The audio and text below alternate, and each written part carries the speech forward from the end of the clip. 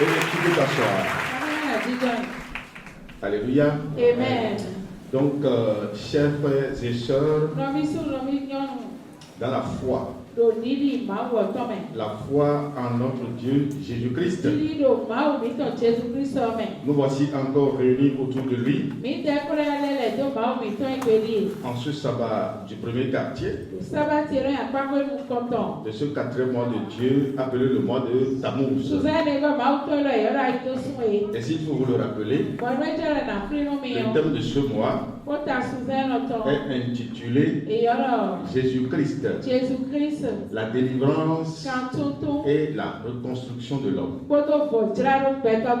Alléluia. Amen. Donc c'est un thème qui a rapport avec ta vie. Autrement dit, tu dois donner une importance capitale à tous les développements qui seront faits. Quelqu'un qui n'a pas la délivrance, quelqu'un qui n'est pas libre de ses mouvements, ne pourra jamais aller de l'avant. Alléluia. Amen. Donc ne te dis pas que tu es un ancien. Ne te dis pas que tu as déjà fait des années dans des églises. Ne te dis pas que tu as déjà connu Dieu. Alléluia. Amen. Mais tu dois prêter une oreille attentive à ce que Dieu va t'enseigner au cours de ce mois. Ces mois qui sont devant nous, Tammuz, Ab, Elul, Amen, Amen. sont des mois puissants qui vont nous préparer à accéder à la troisième partie de l'année. Parce que nous sommes en train de passer la deuxième partie de l'année. Amen. Amen. Le printemps est déjà passé. Et nous venons de démarrer l'été. Après l'été, nous allons rentrer dans l'automne. Et c'est en ce temps que Dieu nous permet de faire les dédicaces du temple. Si vous passez mal ce temps d'été dans lequel nous sommes, alléluia, Amen. les bénédictions que Dieu promet à son peuple en automne, parce que c'est en ce temps que nous devons faire la récolte. Amen. Amen. Vous ne pouvez pas les bénéficier. Et l'hiver vient clôturer l'année. Donc, le thème est intitulé Jésus-Christ, la délivrance et la reconstruction de l'homme. Amen. Amen. Alors, par définition, quand on parle de la délivrance, elle consiste à rendre quelqu'un libre ou quelque chose libre. Quelqu'un ou quelque chose qui autrefois était embrigadé. Quelqu'un qui avait déjà perdu la liberté. Quelqu'un qui était séquestré. Qui était gardé sous ordre d'une autre personne. Quelqu'un qui n'est plus libre de ses mouvements. Quelqu'un qui était emprisonné. Amen. Amen. Donc la délivrance consiste à rendre libre quelqu'un ou quelque chose qui autrefois était séquestré, qui autrefois était embrigadé, qui autrefois était emprisonné, qui autrefois avait perdu sa liberté, qui autrefois n'était plus libre de ses mouvements. Quelqu'un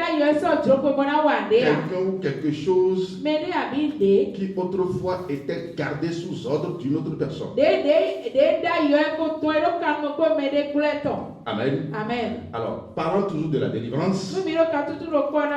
Il y a deux catégories de délivrance. Il y a la délivrance physique et la délivrance spirituelle. La délivrance physique, c'est ce que nous observons aujourd'hui avec les États. On parle de l'indépendance. Alléluia. Amen. Quand on dit qu'un État est indépendant,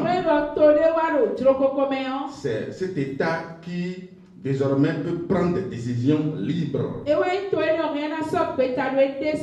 sans consulter d'autres États. Un État qui peut avancer, qui est capable de se gérer. Alléluia. Amen. Donc la délivrance physique a aussi rapport avec notre vie. Et c'est ça ce que nous appelons la repentance. Amen. Amen.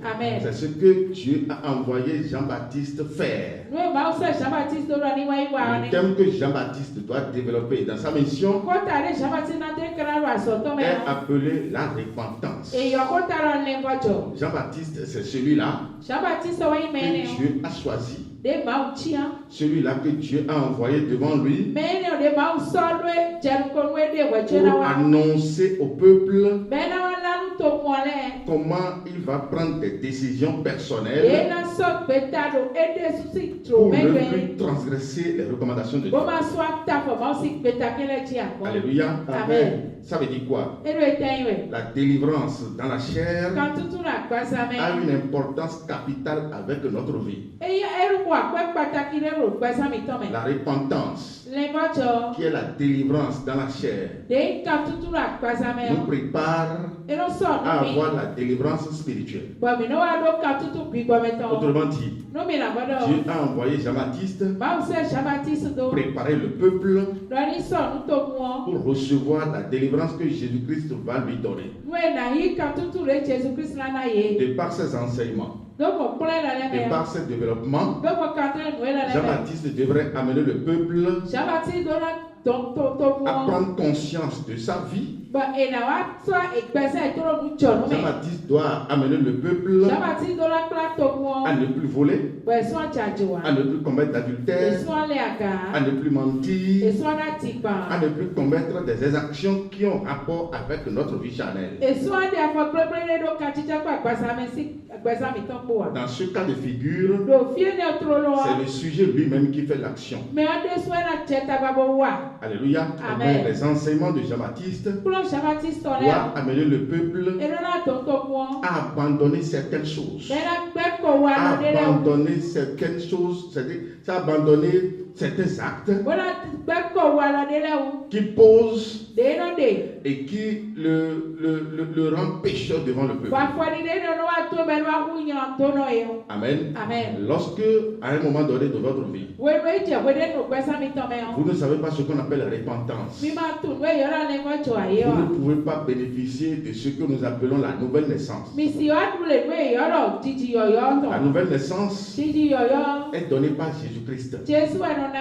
Et elle consiste à faire quoi? Elle consiste à donner la vie à celui qui l'avait perdu précédemment. Et la vie en Dieu représente l'Esprit de Dieu qu'il accorde à celui qui va le croire.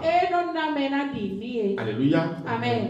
Pour avoir aussi la vie dans la chair, vous devez faire tout possible vous-même à ne plus commettre des actions qui ont rapport avec la chair. C'est pourquoi lorsque Jésus-Christ est venu, les pharisiens s'étant approchés de lui, lui ont posé la question de savoir bien sûr le commandement qui est le plus grand. Et prenant la parole, il leur a dit ceci. Marc 12, à partir du verset 29.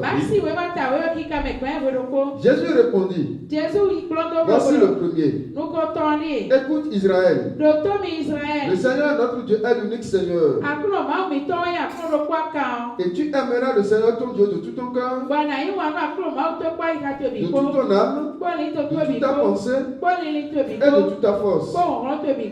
Amen. Amen. Amen. Le plus grand, c'est d'aimer le Seigneur. Le plus grand, c'est donner adoration au Seigneur. Le commandement le plus grand, c'est ce commandement qui donne la vie. C'est ce que Jésus va nous amener. Lorsque vous transgressez le plus grand commandement, vous perdez d'office la vie. Alléluia. Amen. Celui qui perd la vie, il perd aussi les avantages de la vie. Mais le plus petit commandement n'est pas aussi négligeable. Lorsque vous transgressez le plus petit commandement, vous perdez encore tout. Alléluia. Amen. Celui qui respecte le plus grand commandement. Amen. Amen. Ou celui qui accomplit le plus grand commandement dans sa vie. Et qui transgresse le plus petit commandement dans le royaume des cieux sera appelé le plus petit. Malgré qu'il a accompli le plus grand des commandements. Malgré qu'il n'est plus dans l'idolâtrie. Malgré qu'il a cru en Dieu. Malgré qu'il a cru en Jésus-Christ comme étant Dieu et Fils de Dieu. Malgré qu'il a cru que Jésus-Christ est mort, le troisième jour, il est ressuscité pour annuler ses péchés. Celui-là dans le royaume sera encore appelé le plus petit, si et seulement si il arrive à transgresser le plus petit commandement. Alléluia. C'est pour vous dire quoi? Nous avons besoin de la délivrance dans notre chair pour vivre mieux dans ce monde, sur cette planète Terre. Nous avons aussi besoin de la délivrance. La délivrance spirituelle, bien sûr, qui consiste à donner la vie à un être humain, qui consiste à amener quelqu'un à connaître Dieu, le vrai Dieu, pour lui donner gloire et adoration. C'est pourquoi Jésus-Christ, avant de paraître dans ce monde, a jugé très efficace d'envoyer Jean-Baptiste devant lui pour annoncer au peuple la repentance, pour préparer le peuple à recevoir le Seigneur. Continuez la lecture. Continuez la lecture, oui. Voici le second. Oui. Tu aimeras ton prochain comme toi-même. Voici le second. Tu aimeras ton prochain comme toi. Alléluia. Amen. Oui, vas-y. Il n'y a pas d'autre commandement plus grand que ceux-là. Il n'y a pas d'autre commandement plus que ceux. C'est pourquoi quand vous prenez les 10 commandements de Dieu, Amen. Amen. Ne vous laissez pas emporter par la malcompréhension et l'ignorance des chrétiens.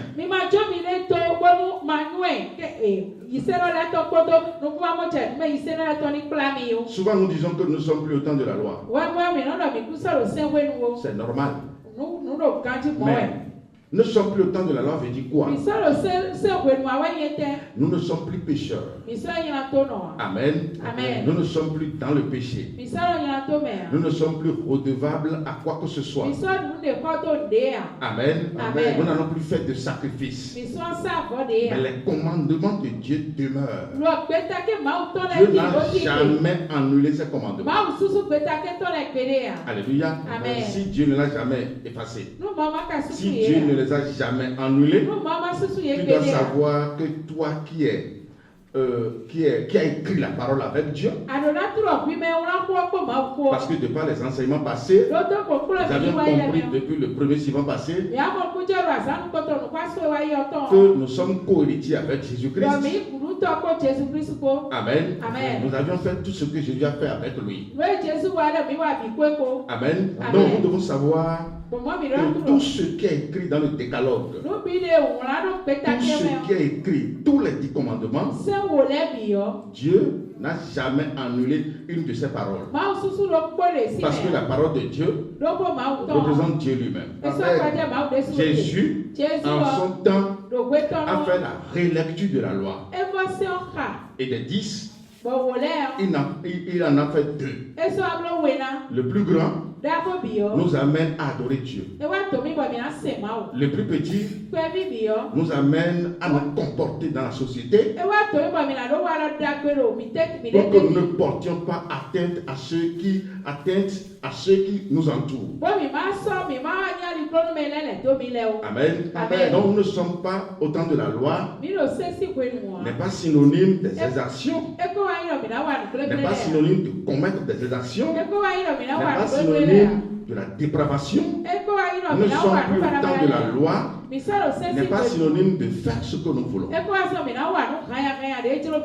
Alléluia. Amen. Mais nous sommes sous le contrôle divin. C'est Dieu qui nous dirige, c'est Dieu qui nous conduit. Et nous sommes conduits par la parole de Dieu. Nous sommes conduits par les recommandations de Dieu. Amen. Amen. Celui qui observe le plus grand commandement va aussi observer le plus petit. Et d'ailleurs, c'est le plus petit avant le plus grand. Et c'est ce que Jean-Baptiste est venu enseigner.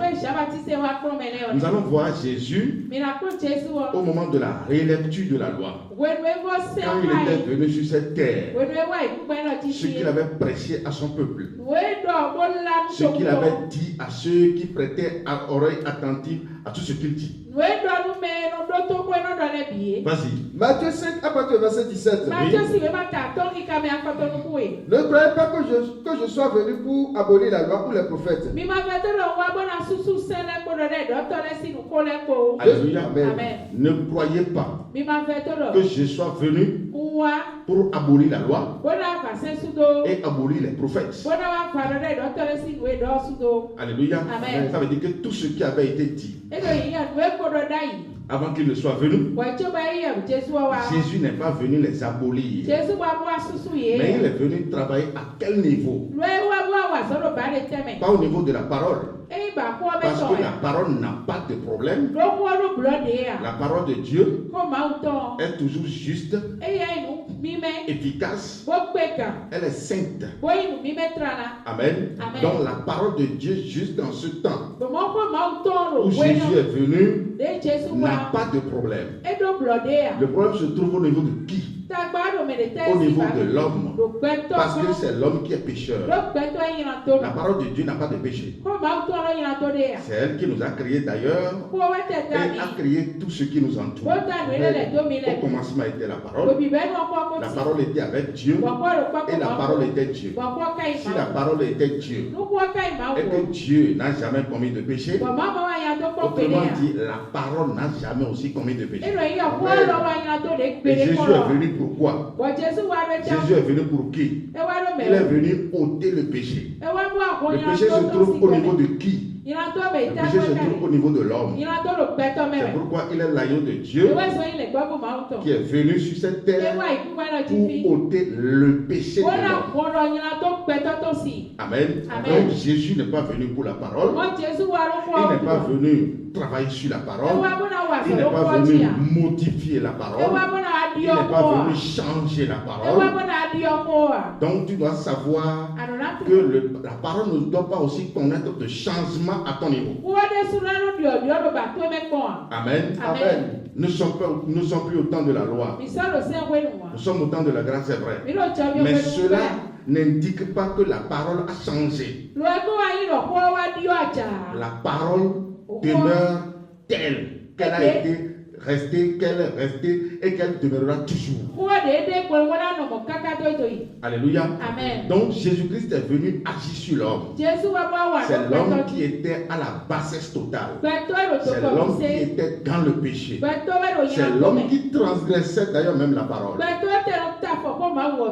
Amen. Et pour le relever de ce niveau de bassesse, pour l'aider à bénéficier désormais de la parole, Jésus va agir sur sa vie pour l'amener au niveau de Dieu lui-même. Alléluia. C'est pourquoi dans cette mission, Jean-Baptiste a été envoyé. Nous n'allons pas négliger tout ce que la repentance nous enseigne. Parce que ce que nous constatons aujourd'hui avec amertume est que le peuple que nous sommes désormais, nous oublions ce que Dieu nous enseigne par la repentance et d'office nous désirons la nouvelle naissance. Alléluia. Celui qui est né de nouveau, sans passer par la repentance, va vivre une vie amère. Et c'est ce qui s'est passé avec les enfants d'Israël. Alléluia. Il va avoir la vie.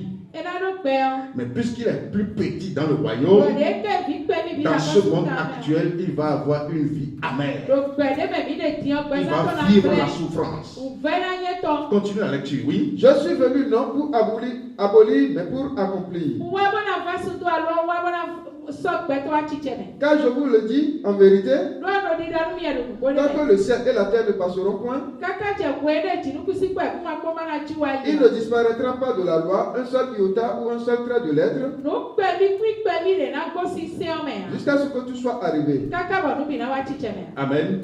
Il ne disparaîtra pas de la loi un seul iota, une seule virgule, un seul trait de lettre ne disparaîtra de la loi. Amen. Ça veut dire que Dieu n'est pas prêt. Il ne sera jamais prêt pour annuler sa parole. C'est pourquoi cette parole qui sort ne revient jamais sans effet.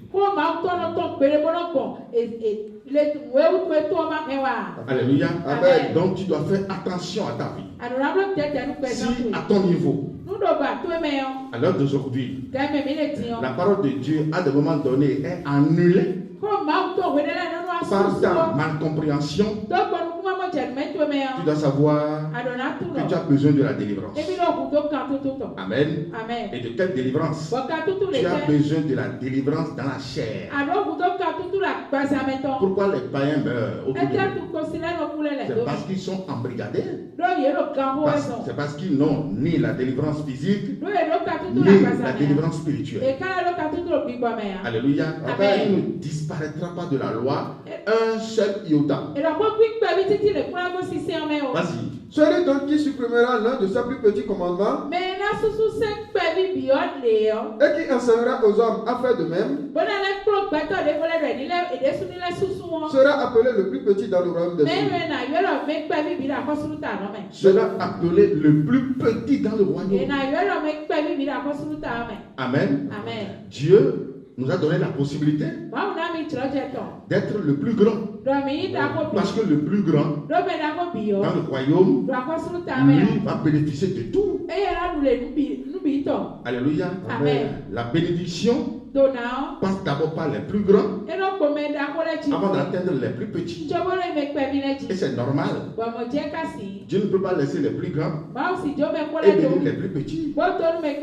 C'est les résidus des plus grands, amen, que les plus petits vont en bénéficier. Lorsque les plus grands ne sont pas servis, les plus petits ne peuvent pas être servis.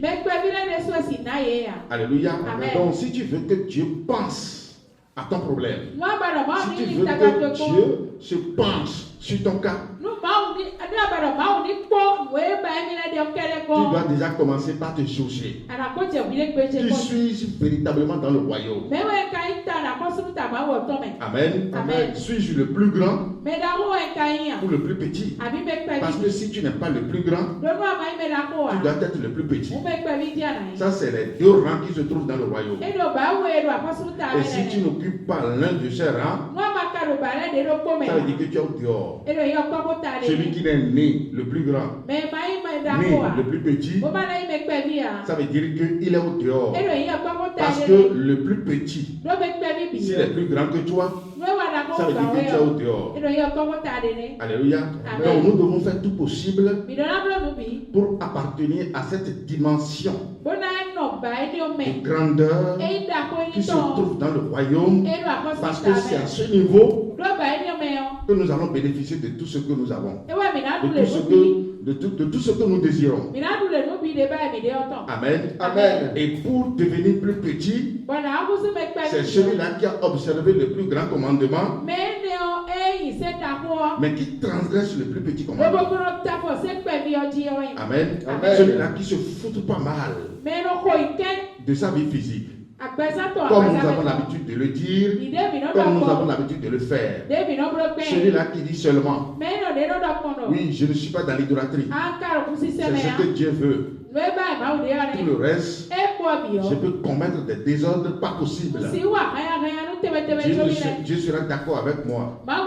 Tous ces désordres que nous commettons, amen, Amen. Mais ce n'est pas contre Dieu, c'est contre nous-mêmes. Nous nous privons des bénédictions que nous devons avoir dans la chair. Le péché qui est commis contre Dieu, c'est le péché de l'idolâtrie. Et lorsque, après avoir connu Dieu, lorsque vous rentrez encore dans l'idolâtrie, mais vous perdez la vie. Ne pas rester dans l'idolâtrie vous confère la vie. Amen. Amen. Observez aussi la repentance dans son corps, dans sa vie au quotidien, vous amène aussi à avoir les bénédictions de Dieu pour vous satisfaire dans ce monde. Amen. Amen. Celui qui a la délivrance dans sa chair, la délivrance dans son âme, celui-là bénéficie de tout. Amen. Amen. Va plus loin, oui. Mais celui qui les observera et qui enseignera à les observer, celui-là sera appelé grand dans le royaume des cieux. Celui-là sera appelé grand dans le royaume des cieux. Mon frère, ma soeur, l'objectif de ce thème, c'est de t'ouvrir les yeux pour que tu quittes ce niveau de bassesse, pour que tu abandonnes ce niveau où tu vois seulement l'idolâtrie. L'objectif de ce thème, c'est de te délivrer dans la chair. Alléluia. Amen. Les liens dans lesquels tu te retrouves dans la chair, dans ce monde, c'est de t'aider à quitter désormais ces liens. C'est vrai, sur le plan spirituel, tu es libre. Ton âme est libre. Parce que tu donnes gloire et adoration à Dieu. Mais ce que tu ne dois pas oublier, c'est quoi? Tu as une vie sur cette terre. Une vie que tu dois passer avant la fin du monde. Dieu n'a jamais dit que celui qui vient à son adoration doit être malheureux avant la fin du monde. Dieu n'a jamais dit. Dieu n'a jamais dit que celui qui vient à son adoration doit souffrir, doit manquer de tout avant la fin du monde. Mieux, il nous a donné la paix, il nous a accordé la paix. Et pour bénéficier de tout ceci dans notre vie de la chair, pour bénéficier de cette paix, nous devons avoir la repentance. Nous devons nous repentir. Ce que tu commets, ce que tu fais, amen, et qui transgresse, que toi-même tu es conscient, qui t'amène à transgresser la parole de Dieu. Tu dois faire tout possible pour les abandonner, parce qu'à ce niveau, c'est toi-même le sujet qui doit faire l'action. Alléluia. Amen. C'est celui qui est conscient de ce que lui-même commet. C'est lui qui doit prendre la décision, amen, de les repousser très loin de lui. Amen. Lorsqu'on parle de la nouvelle naissance, ça c'est une autre dimension qui ne te concerne pas Parce qu'un bébé qui doit naître ne peut jamais agir par rapport à cette naissance. C'est les parents qui l'amènent au monde. Donc au niveau de la repentance, c'est Dieu lui-même qui te met au monde. C'est Dieu lui-même qui te met au monde. Amen. C'est pourquoi à partir de là, on t'appelle enfant de Dieu. Amen. Mais tu ne dois jamais oublier la repentance parce que ce que Jean-Baptiste est venu faire, c'est de t'amener à être conscient de ce que tu fais. Et aujourd'hui, nous sommes conscients de ce que nous faisons. Nous sommes conscients qu'il y a des actes que nous faisons, que Dieu nous amène à les abandonner. Celui qui, au milieu de nous, Amen, décide de voler, parce que selon lui, il croit que voler, c'est Dieu qui le bénit. Mais c'est dommage. Dieu n'a jamais dit qu'en voulant bénir son enfant, il doit le pousser au vol. Jamais.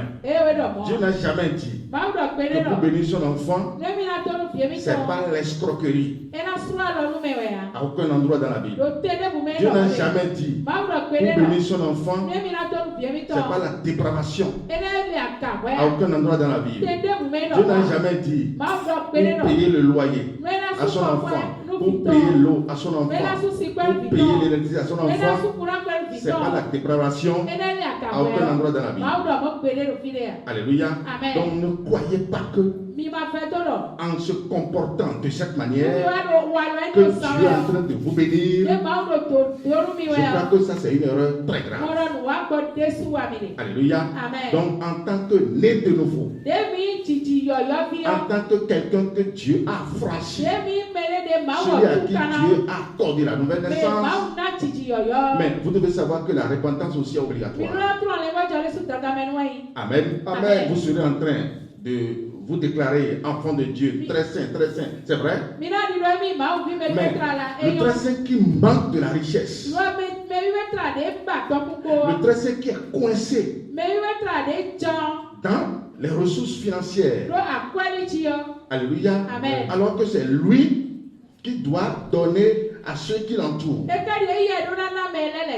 Dieu nous dit dans sa parole, ce n'est plus à vous d'aller vers eux, mais c'est à eux de venir à vous. Alléluia. Donc tu dois savoir que Dieu t'a déjà accordé la délivrance spirituelle, mais il te demande à toi aussi de te repositionner dans la chair. Qu'est-ce que je fais dans la chair? Qu'est-ce que je suis désormais devant le monde? Parce que devant Dieu, nous sommes des hautes personnalités. Devant Dieu, nous ne sommes pas des moindres. Dieu nous a élevés à son rang. Et il nous appelle Dieu. Et fils de Dieu. Celui qui est Dieu et fils de Dieu, il est une haute personnalité dans le spirituel. Amen. De la même manière, dans la chair, nous devons nous positionner en tant que haute personnalité. Continue la lecture, oui. Verset 21. Oui. Vous avez entendu qu'il a été dit aux anciens: tu ne tueras point. Celui qui tuera mérite d'être puni par les juges.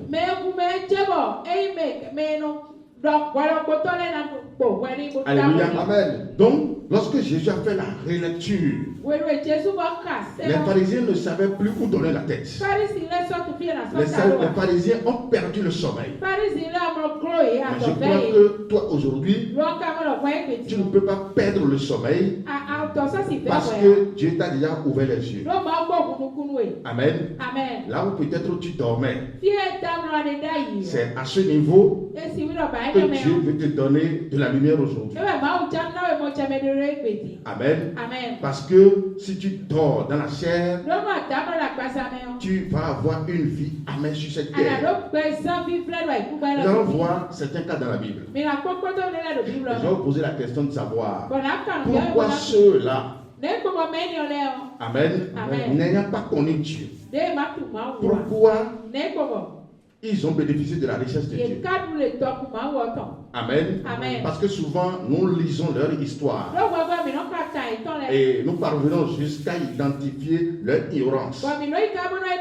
Combien de fois ils n'ont pas connu Dieu?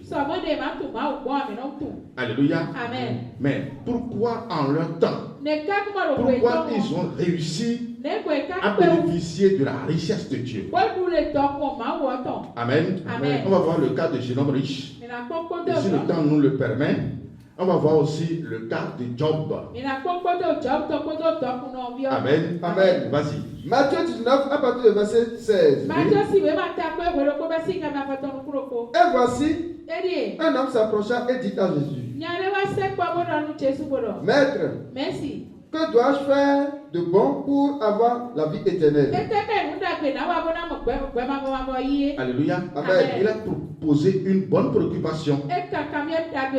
Que dois-je faire pour avoir la vie éternelle? La vie qui ne finit pas. C'est une préoccupation pour lui. Alléluia. Amen. Nous qui sommes ici aujourd'hui, Dieu a déjà répondu à cette préoccupation dans notre vie. Pour avoir la vie éternelle, tu sais ce que tu dois faire. Celui qui donne gloire et adoration à Dieu. Celui qui croit que Jésus-Christ est Dieu et Fils de Dieu. Celui qui croit qu'il est venu mourir pour ses péchés. Et le troisième jour, il est ressuscité des morts. Celui-là, ton fils, s'il ne rentre plus dans l'idolâtrie, il va avoir la vie éternelle. Amen. Amen. Alléluia. Amen. Mais le jeune homme riche, en son temps, il est riche. Il ne manque de rien. Il a toute l'abondance. Alléluia. Amen. Mais il est venu vers Jésus et il a appelé Maître. Que dois-je faire pour avoir la vie éternelle? Oui, vas-y. Que dois-je faire de bon pour avoir la vie éternelle? Il lui répondit, pourquoi m'interroges-tu sur ce qui est bon? Un seul est le bon. Si tu veux entrer dans la vie, observe les commandements. Si tu veux entrer dans la vie, il y a une différence entre la vie, simplement, la vie tout court, et la vie éternelle. Le Bokono qui a encore le souffle de vie dans ses poitrines, dans ses poumons, là où nous sommes. Amen. Il est en train de vivre quand même. Parce qu'il respire. Il mange. Il boit. Il dort. Il se réveille. Amen. Il arrive à se déplacer. Il va, il revient. Amen. Malgré qu'il donne gloire et adoration à Satan, mais il vit quand même dans sa chair. Amen. Ça, c'est la vie ici-bas. La vie ici-bas, qui est une vie très courte. Une vie qui ne connaît pas de l'éternité. Une vie qui n'est pas éternelle. Cette vie ici-bas peut être jonchée de tous les problèmes. Si vous ne connaissez pas Dieu. Amen. Cette vie ici-bas peut connaître aussi de ruptures. De façon tragique, si vous ne connaissez pas Dieu. Amen. Jésus ici a répondu. Il dit, parce que la préoccupation touche la vie éternelle. Amen.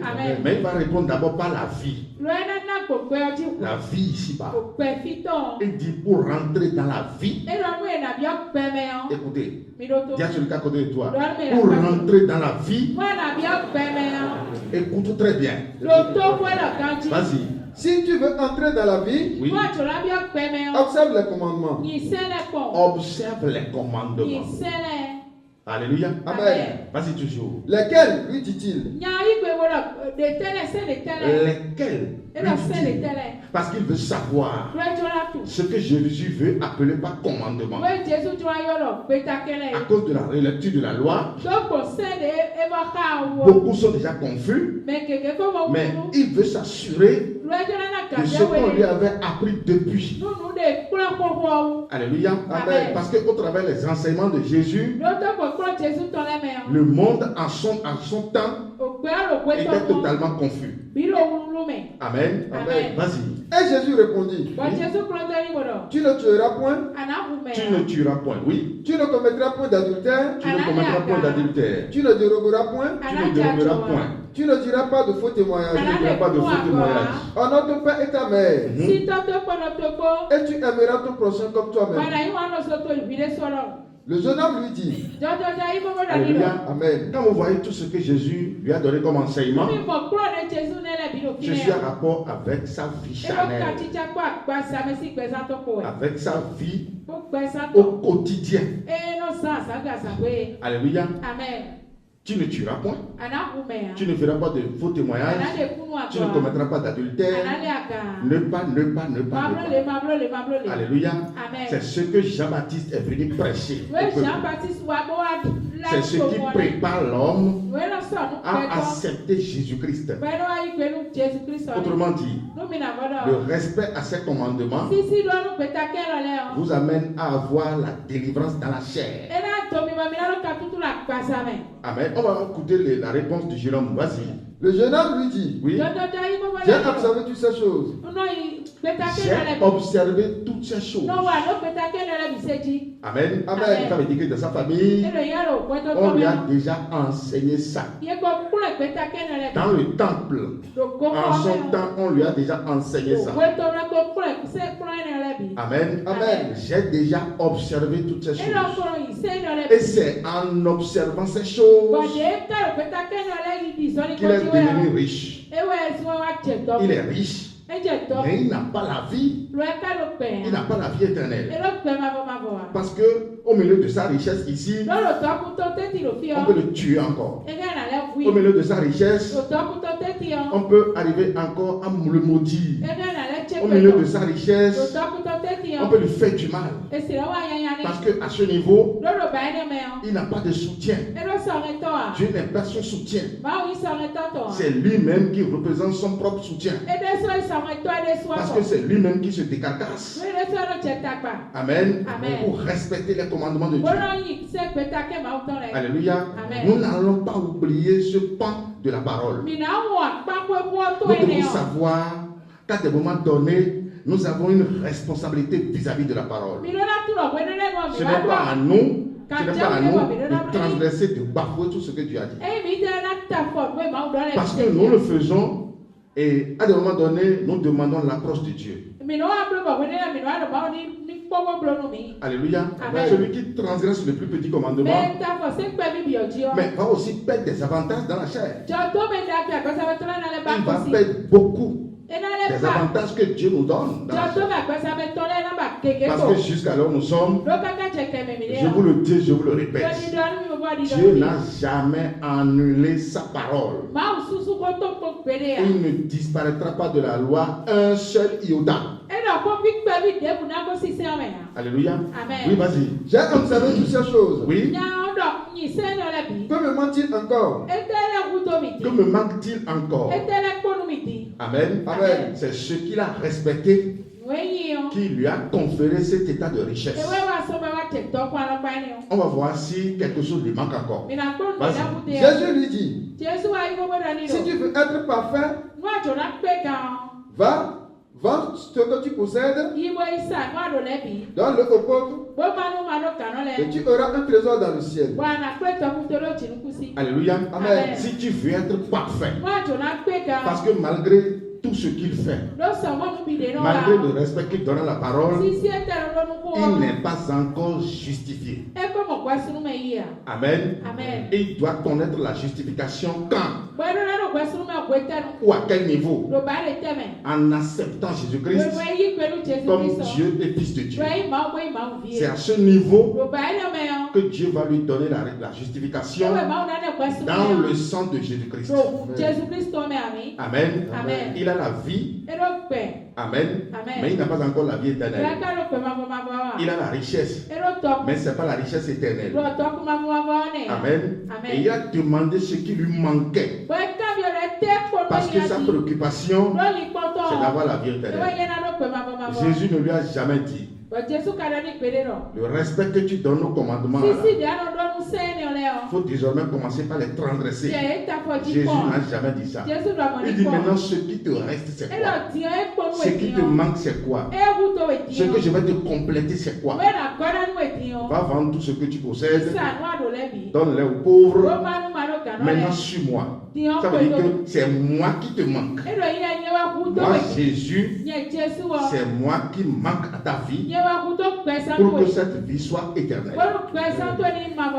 Alléluia. Et c'est ce que le jeune homme va refuser. Ça veut dire quoi? Dans le spirituel, il a abandonné la délivrance, la grande délivrance. Il a rejeté le plus grand commandement.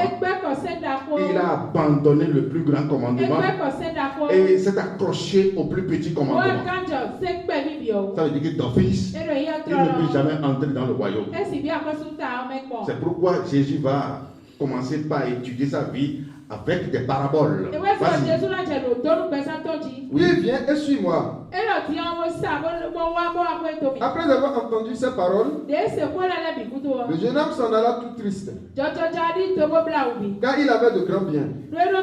Amen. Amen. Nous avions déjà suivi Jésus. Nous avions déjà accepté Jésus. Nous avions déjà la reconnaissance. Ce qui nous manque, c'est de nous rendre responsables vis-à-vis de nos actes pour que Dieu ne nous tienne pas en tant que transgresseurs du petit commandement. Alléluia. Amen. Je reprends. Ce qu'il nous reste, c'est de nous rendre responsables, de nous prendre responsables vis-à-vis du plus petit commandement pour que Dieu ne nous tienne pas en tant que transgresseurs. Lorsque tu décides de faire quelque chose dans la chair, tu dois savoir que tu en es responsable et tu joues ta responsabilité, tu joues ton rôle. Tu n'es pas transgresseur de la parole de Dieu. Lorsque tu ne te rends pas responsable et que tu faufiles dans la parole de Dieu, Dieu te tient transgresseur de sa parole. Amen. Amen. Je prends le cas de Moïse. Moïse qui a amené la loi. À un moment donné, il s'est marié à une Éthiopienne. Marie et Aaron l'ont traité de transgresseur de la parole de Dieu. Mais il leur a dit non. Je ne suis pas transgresseur de la parole de Dieu, mais j'ai pris une deuxième femme. Autrement dit, il s'est rendu responsable vis-à-vis de son acte qu'il a posé en face de la parole. Et c'est pourquoi Dieu va revenir pour dire Moïse n'a rien fait dans ma maison. Il n'a rien fait de mal dans ma maison. Selon moi, Moïse est juste. Ce que Moïse a fait, Marie et Aaron n'ont pas compris. Alléluia. Donc, lorsque vous avez déjà la reconnaissance, vous devez savoir que sur le plan spirituel, vous êtes irréprochable. Et dans le plan physique, vous devez aussi savoir que vous êtes un grand responsable. Un grand responsable qui doit éduquer la société. Un grand responsable qui doit éduquer le monde. Parce que nous sommes les maîtres. Nous sommes des disciples accomplis. Tout disciple accompli sera comme le maître. Nous sommes appelés à éduquer toute l'humanité entière. Alléluia. Vas-y. Jésus dit à ses disciples, oui, je vous le dis en vérité, un riche entrera difficilement dans le royaume des cieux. Je vous le dis encore, il est plus facile à un chameau de passer par le trou du aiguille qu'à un riche d'entrer dans le royaume de Dieu. Alléluia. Amen. Le royaume de Dieu, c'est qui? C'est Jésus lui-même. Amen. Amen. Le royaume, c'est lui-même. Il est riche, mais il n'est pas dans le royaume. Mais toi, tu es dans le royaume. Pourquoi tu seras pauvre? Parce que la richesse appartient au royaume, appartient à ceux qui sont dans le royaume. Ce n'est pas ceux qui sont en dehors du royaume qui doivent être riches. Et toi, tu vas manquer de tout. Amen. Si c'est comme ça dans ta vie, ça veut dire qu'il y a mal donne. Alléluia. Celui qui est dans le royaume, c'est parce que lui, déjà, le plus petit commandement est accompli dans sa vie. Normalement, c'est ça. Alléluia. Donc, à partir d'aujourd'hui, tu vas te reprendre, te repositionner, tu vas te revoir dans tes actes que tu poses au quotidien. Ce que tu fais à chaque jour, tu dois te revoir. Amen. Est-ce que vis-à-vis de tout ceci, est-ce que je me rends responsable? Amen. Ou bien je suis quoi? Je fais quoi? Tout ce que je fais, c'est dans quel sens? C'est suivant quel objectif? Est-ce que l'objectif visé amène Dieu à avoir aussi l'atteinte de ces objectifs dans ta vie? Parce que si vous voulez ou pas, nous avons une vie dans la chair. Et cette vie dans la chair doit connaître la paix. La paix que Dieu nous a donnée. Si nous n'avons pas besoin, bien sûr, nous n'allons pas bénéficier de la paix dans la chair. Jésus allait nous dire simplement, lorsque vous serez dans le royaume, vous allez vivre la paix. Amen. Mais il dit, je vous laisse la paix. Je vous donne ma paix. Je ne la donne pas comme le monde donne. Que votre cœur ne se trouble point et ne s'alarme point. Cette paix n'est pas seulement dans la dimension spirituelle. Non. Il faut te voir dans la chair. Amen. On peut savoir si tu n'as pas besoin de cette paix. Alors si j'ai besoin de cette paix dans ma chair, je vis quoi désormais? Je vis les amertumes ou bien je vis cette paix? Alléluia. Lorsque vous avez besoin de quelque chose et que ça ne vient pas, mais ça donne l'amertume. Amen. Et pourquoi ça donne l'amertume? Pourquoi je vais vivre l'amertume dans la chair ici-bas, alors que dans mon âme, je vis la paix? Le sorcier ne peut plus me tuer, ne peut plus me détruire. Le grégrisson ne peut plus me tuer, ne peut plus me détruire. Amen. Mais pourquoi dans la chair, j'arrive à vivre la catastrophe? Pourquoi dans la chair, j'arrive à perdre des avantages? Alléluia. C'est des questions que nous allons nous poser, surtout au cours de ce mois, pour que Dieu nous ouvre les yeux. On va voir le cas d'un autre homme que nous avons l'habitude de lire, qui aujourd'hui n'est pas dans le royaume. Il s'agit de Jean-Baptiste, bien sûr. Alléluia. Aujourd'hui, nous le lisons. Et nous rions même de son cas, parce qu'il n'est pas dans le royaume. Amen. Que Dieu nous fasse grâce. Dis à celui qui est à côté de toi, que Dieu te fasse grâce. Dans la chair, Jean-Baptiste est un baobab. Sur le plan spirituel, il est un baobab. Parce que cette grâce de Dieu est allée toucher ses parents. Amen. Au moment où Dieu a besoin d'envoyer quelqu'un devant lui-même pour lui préparer le chemin. Alléluia.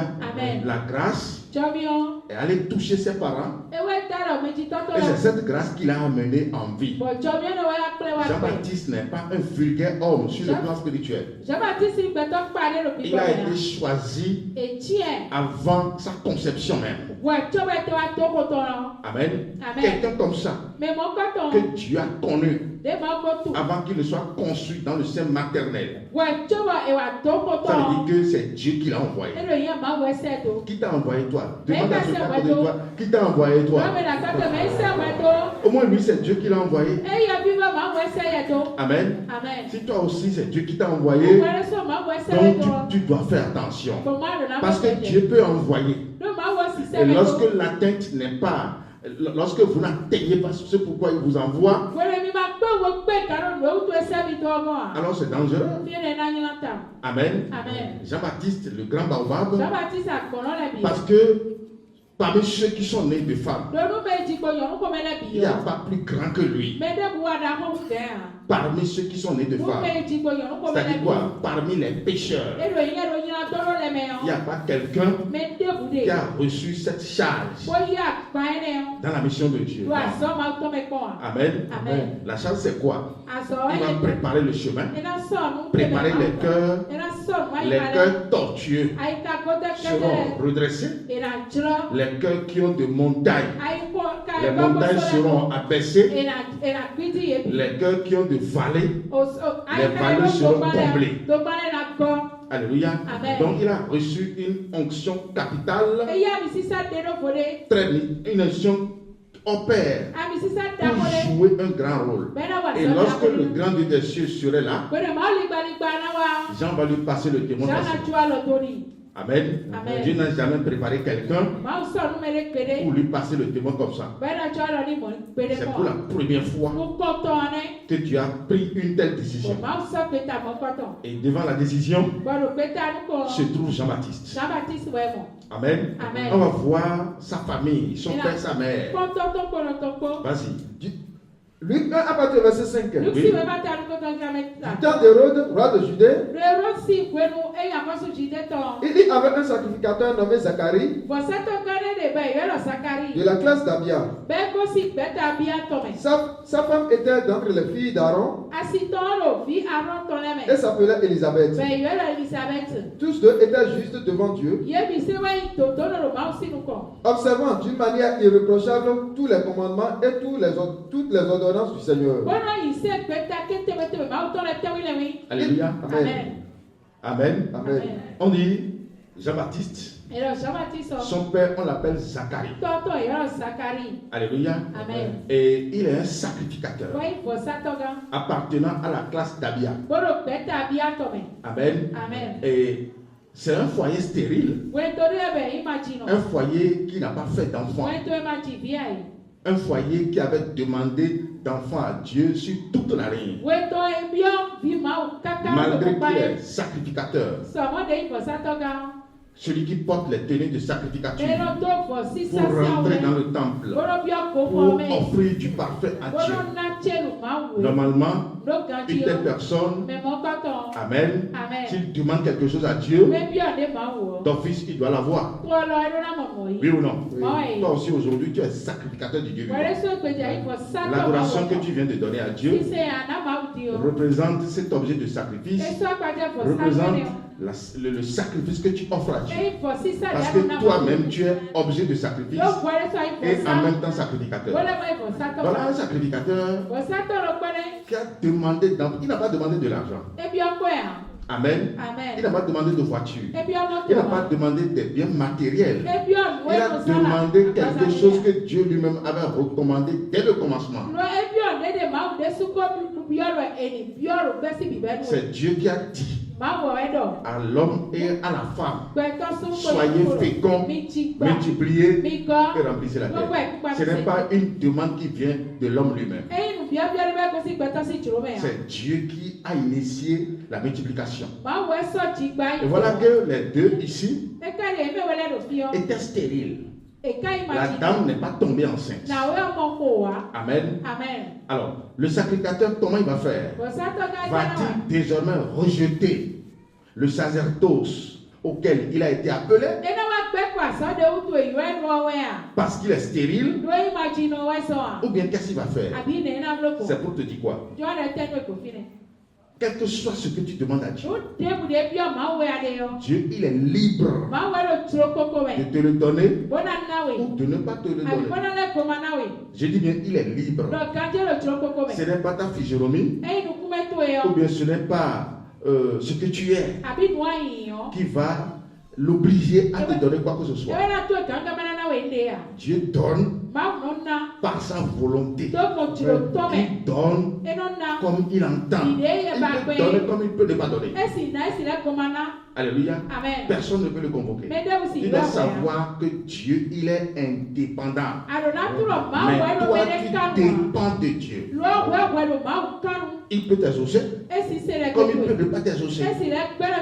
Personne ne peut le convoquer devant un tribunal. Il est souverain.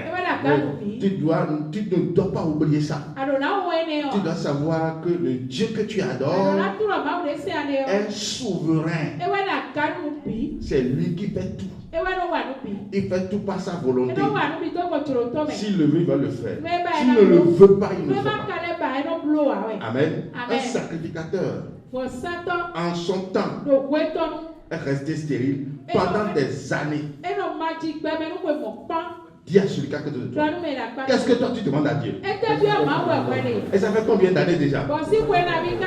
C'est pour vous dire que lorsque vous demandez quelque chose à Dieu, et jusqu'alors nous sommes, si la demande n'est pas accordée, souvent au moment où on était chrétien, on a eu une habitude qui nous confère des paroles de désordre. On dit Dieu, si tu ne me fais pas, je vais t'abandonner.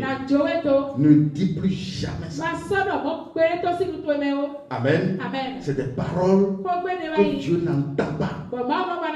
Seigneur, si tu ne le fais pas, si tu ne me donnes pas ça, je vais t'abandonner. Si tu l'abandonnes, les pierres vont l'adorer à ta place.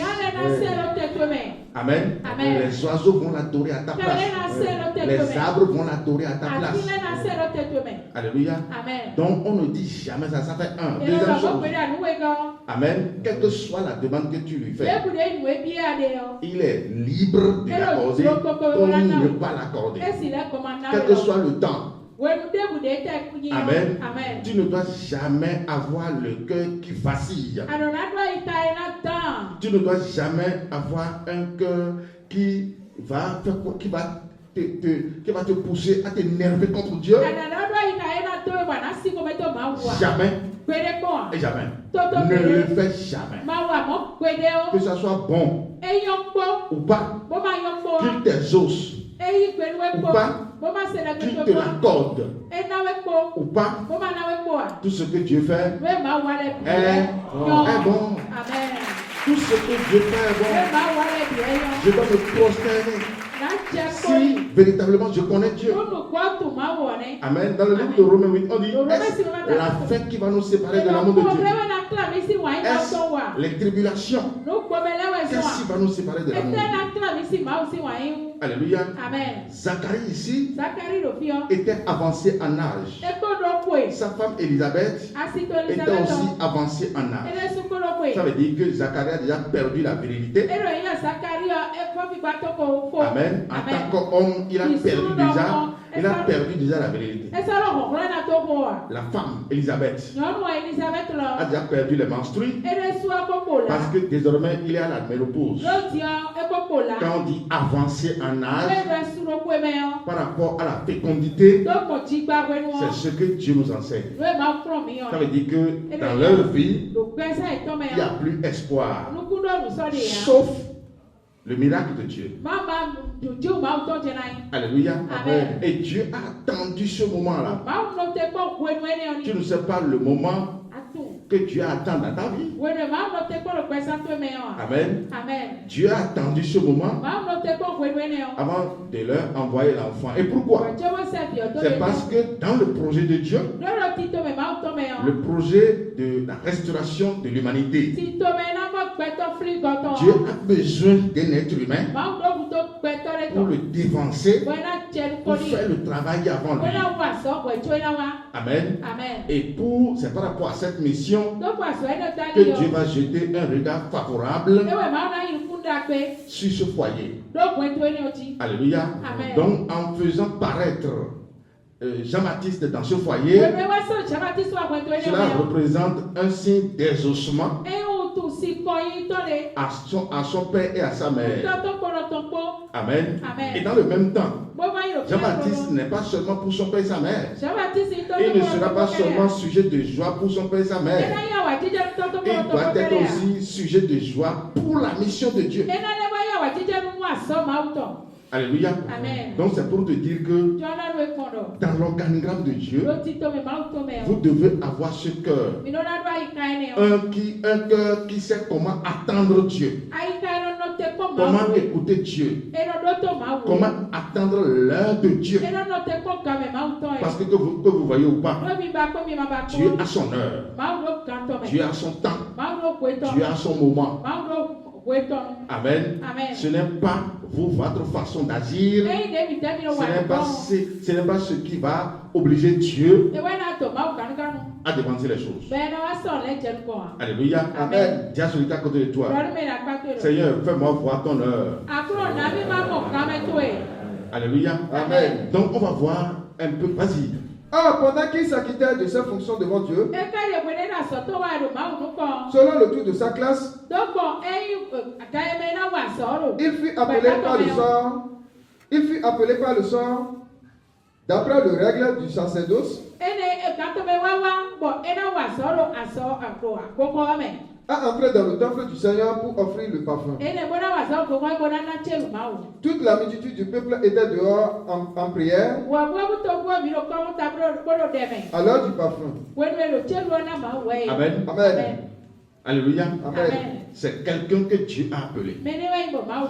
Et ce qu'il demande là, l'enfant qu'il demande là, c'est un besoin de la chair ou bien un besoin de l'âme. Il demande à avoir un enfant. Les deux demandent à avoir un enfant. Est-ce que c'est un besoin de la chair ou bien un besoin de l'âme? C'est un besoin de la chair. Parce que la stérilité représente en ce temps-là un sujet d'opprobre sur leur vie. Les gens se moquaient d'eux. Amen. Ils sont sacrificateurs. Ils sont des hommes de Dieu. C'est un foyer que Dieu connaît. Un foyer qui adore Dieu. Et voilà ce qui se passe dans leur vie. Donc, ils avaient cette opprobre dans leur vie. Mais cela ne dit rien à Dieu. Alléluia. Cela ne dit rien à Dieu. Oui, vas-y. Alors un ange du Seigneur apparut à Zacharie et se tint debout à droite de l'autel des parfums.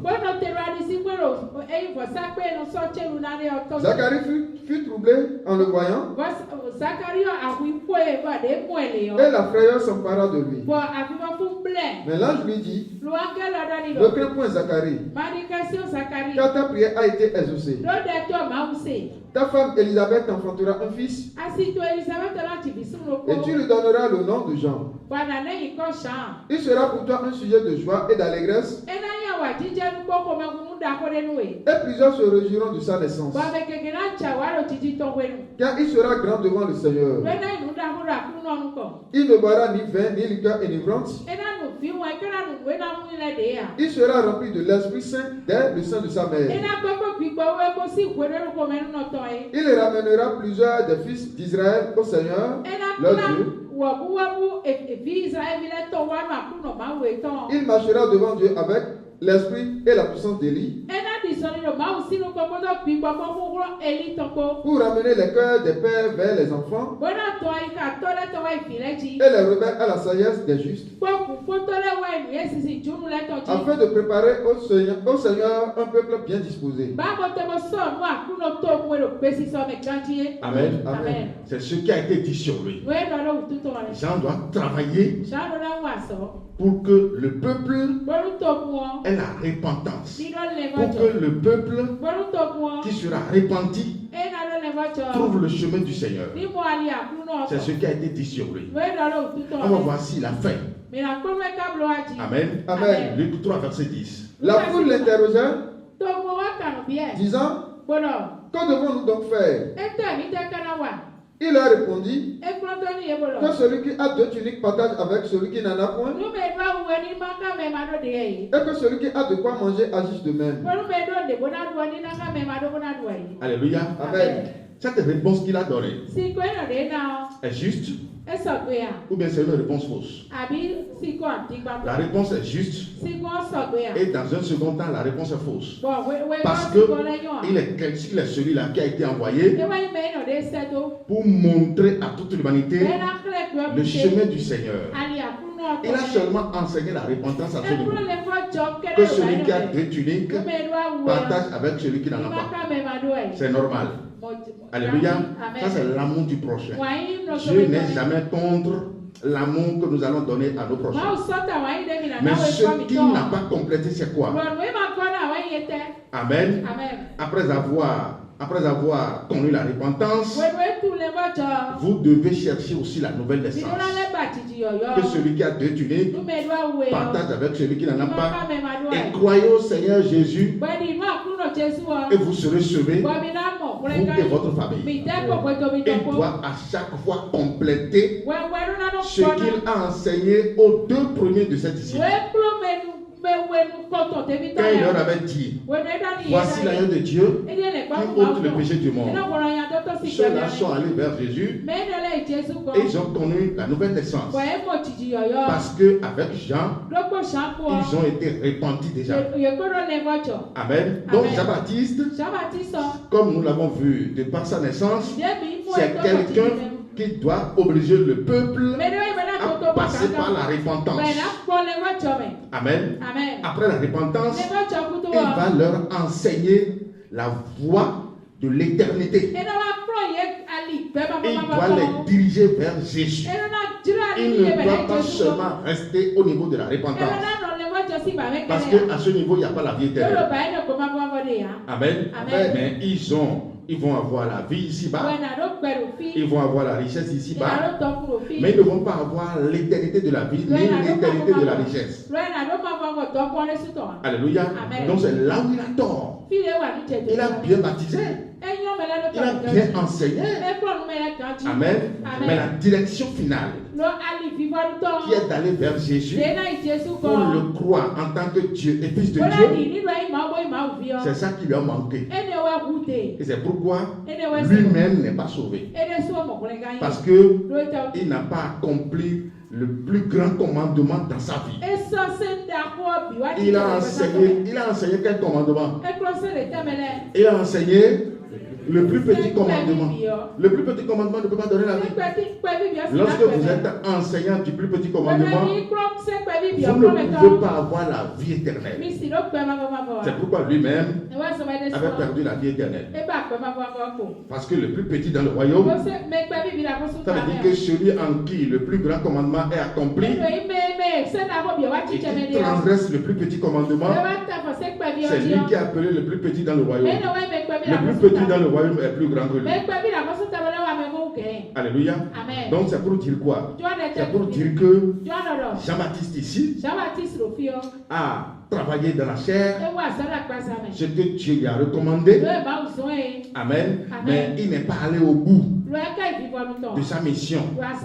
Aller au bout de sa mission, c'est de remettre le bâton de pèlerin à Jésus. C'est de remettre le témoin à Jésus pour avoir la vie lui-même et permettre à ceux qu'il a enseignés d'avoir aussi la vie. Amen. À nous ici déjà, Dieu nous a accordé la vie. Et ce qui nous manque, c'est comment faire pour avoir une vie sérieuse dans la chair. Comment faire pour avoir une vie épanouie dans la chair. Vous ne pouvez pas être dans le désordre dans la chair et chercher à avoir une vie épanouie. Amen. Parce que vous devez le savoir, Dieu n'a pas annulé sa parole aussi longtemps qu'il sera toujours dans son trône. Il ne disparaîtra pas de la loi un seul iota. Donc si à ton niveau ou dans ton cœur, si tu as déjà fait disparaître beaucoup de choses dans la loi, je te le recommande aujourd'hui d'aller les replacer à leur place, d'aller les remettre encore à leur place, si éventuellement tu veux aller de l'avant. Parce que tu as ta vie en Dieu. Si tu ne veux pas être le plus petit dans le royaume, parce que le plus petit naturellement doit être servi en dernière position. Amen. Le plus petit doit être servi en dernière position. Donc, si ta position aujourd'hui dans le royaume ne te gêne pas, tu peux la garder. Mais je crois que ta position aujourd'hui va te gêner parce que tu as la vie et la vie éternelle. Amen. Mais tu dois savoir que ici sur cette terre, dans cette vie ici-bas, tu as besoin des choses. Amen. Tu as besoin de l'argent pour faire beaucoup de choses. Amen. Donc, tu dois passer par la repentance. Il y a beaucoup de choses que tu dois abandonner. Parce que par la malcompréhension, nous nous sommes dit beaucoup de choses. Nous commettons beaucoup de choses. Alléluia. Donc tu dois revenir en arrière pour te reprendre à partir de zéro. Si l'enseignement de Jean-Baptiste était négligeable, je crois que Jésus n'allait pas l'envoyer devant lui. Jésus allait descendre simplement et va commencer par faire la mission. Il a la capacité de le faire. Il a la capacité de le faire. Amen. Si ce que Jean-Baptiste a dit, si c'est négligeable, Jésus n'allait jamais l'envoyer devant lui. Non. C'est lui-même qui va descendre. Parce que seulement au travers des prophéties, Amen. Cela suffit simplement que lui-même descende pour commencer par enseigner. Amen. Donc, chers frères et sœurs, aujourd'hui, nous avons vu ce que Dieu nous demande surtout dans la chair. Je crois qu'au cours de ce mois, nous allons prendre les grands points, les points saillants. Parce qu'aujourd'hui, le développement a pris toutes les parties de notre vie. Nous allons commencer par aller sur les points spécifiques par rapport à tel domaine dans notre vie de la chair. Comment nous allons nous accorder la délivrance par rapport à tel domaine dans notre vie de la chair. Comment nous allons nous accorder la délivrance. Alléluia. Et lorsque tu vas comprendre tout ceci, je crois que désormais tu seras responsable. Et tu ne vas plus te reprocher quoi que ce soit. Comme dans le spirituel, Dieu t'a rendu responsable. Et tu vas comprendre qu'à partir de là, tout ce dont tu auras besoin viendra te servir naturellement. Quand je disais Job, mais Job, c'est quoi son problème? Job, lui ne connaissait pas Dieu. Amen. Mais lui respectait ce que Dieu disait. Même il craignait le péché.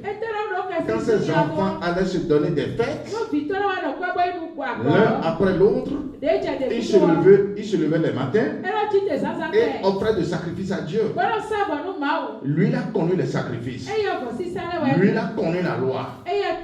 Lui vivait comme la loi l'a dit.